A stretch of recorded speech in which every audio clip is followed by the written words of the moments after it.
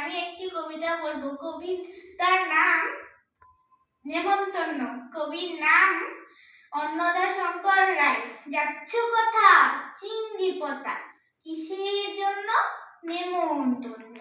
বিয়ের বুঝি না বাবুজি, কিসের তবে ভোজন হবে? শুধুই ভোজন, প্রসাদ ভোজন। কেমন প্রসাদ? চা খেতে চাও? কি খেতে চাও? ছানার পোলাও, ইচ্ছে কি আর সরপুরিয়ার? আহ কি আয়েশ, রাবড়ি পায়েস, এই কেবলই ক্ষীর কদলি। বাহ কি ফলার, সবজি কলার।